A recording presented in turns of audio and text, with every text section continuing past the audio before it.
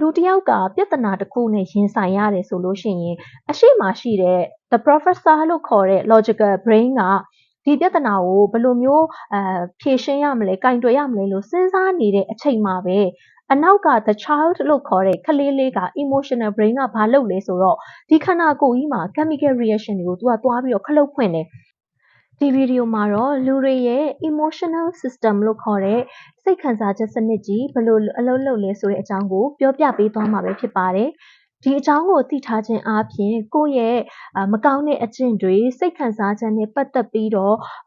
တွေးခေါ်တတ်တဲ့ပုံတွေပြဿနာတွေကိုဘယ်လိုကောင်းမွန်စွာကင်တွယ်ဖြေရှင်းရမလဲဘယ်လိုမျိုးကောင်းတဲ့အကျင့်တွေနဲ့အစားထိုးရမလဲဆိုတာကိုနားလည်လာမှာပဲဖြစ်ပါတယ်။ဒီအကြောင်းပြောတော့မယ်ဆိုလို့ရှိရင်အရင်ဆုံးလူတစ်ယောက်တည်းရဲ့အုံနောက်မှာပဲ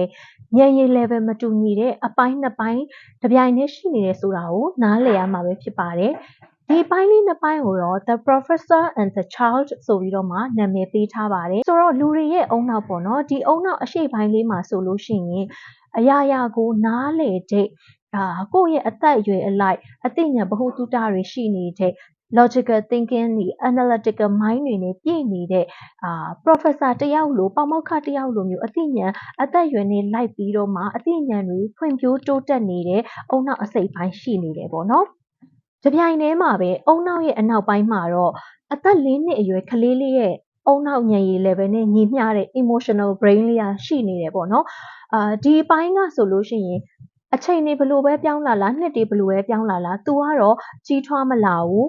သူကခလေးလေးတစ်ယောက်ရဲ့ဉာဏ်ရည်ဒါမှမဟုတ်တိရစ္ဆာန်လေးရဲ့ဉာဏ်ရည်အဲ့လိုနေရာမှာပဲသူကကြံနေရစ်ခဲ့တယ်အဲ့တော့ဘာဖြစ်လဲဆိုတော့လူတစ်ယောက်ကပြဿနာတစ်ခုနဲ့ရင်ဆိုင်ရတယ်ဆိုလို့ရှိရင်အရှိမရှိတဲ့ the professor လို့ခေါ်တဲ့ logical brain ကဒီပြဿနာကိုဘယ်လိုမျိုးဖြေရှင်းရမလဲကင်တွယ်ရမလဲလို့စဉ်းစားနေတဲ့အချိန်မှာပဲ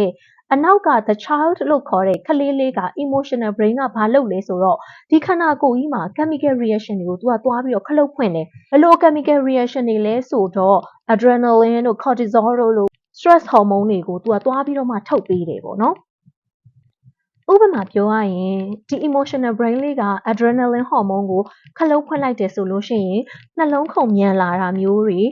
muscle တွေကျုံသွားတာမျိုးတွေဖြစ်တတ်တယ်ချွေးတွေထွက်လာတာမျိုးတွေဖြစ်တတ်တယ်အဲ့တော့ဂျင်းနဲ့ချက်ထဲရောက်နေတဲ့situation တွေမှာဆိုလို့ရှိရင်လူတွေက fight or flight mode ထဲကိုရောက်သွားတယ်ဒီ fight or flight mode ထဲကိုဘယ်လိုရောက်နေလဲဆိုတာကိုဒီလိုမျိုးခန္ဓာကိုယ်ရဲ့ reaction တွေကနေသိနိုင်တယ်ဒီပြိုင်တည်းမှာပဲဒီလိုမျိုး fight or flight အချိန်တွေမှာသွေးတွေအများကြီးသုံးစရာမလိုတဲ့ခန္ဓာကိုယ်အစိတ်ပိုင်းတွေကနေပြီးတော့လေသူကသွေးတွေကိုသွားယူလိုက်တယ်ဥပမာပြောရရင်အစာအိမ်တို့အုံနောက်တို့အဲ့ဒါကြောင့်မို့လို့တခုခုဆိုလို့ရှိရင်အစာအိမ်အချင်းပေါက်သလိုလိုဘိုက်ထဲကအောင့်လာသလိုလိုမျိုးခံစားရတာမျိုးတွေကဒီလိုမျိုး fight or flight ရဲ့တုံ့ပြန်မှုတွေအနေနဲ့သိနိုင်တယ်ပေါ့ဆိုတော့ဒီပုံစံကလူတွေကိုဖွဲ့စည်းတည်ဆောက်ထားတဲ့အခြေအနေပုံစံအမှန်ပဲပေါ့နော်အရှိမပြောခဲ့သလိုမျိုးပဲ emotional brain လေးအနောက်က the child လို့ခေါ်တဲ့ဒီကလေးလေး emotional brain လေးကအရှိက the professor လို့ခေါ်တဲ့ logical brain ကိုသူကအမြဲတမ်းမှာ scan လုပ်နေတယ်logical brain ကကြတော့လူတွေရဲ့နှစ်ပေါင်းများစွာ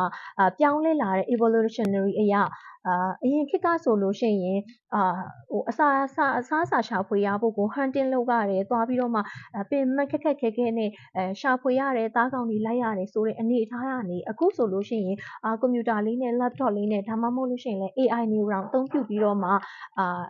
ရှာဖွေစားတောက်ပြီးတော့ဘဝရပ်တည်မှုဘဝရဲ့အခြေခံလိုအပ်ချက်တွေကို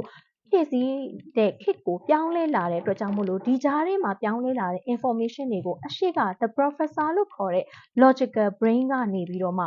သူကနားလည်တယ်ဒါပေမဲ့အနောက်က the child လို့ခေါ်တဲ့ emotional brain လေးကကြတော့ဒါတွေကိုသူကလုံးဝနားမလည်ပဲနဲ့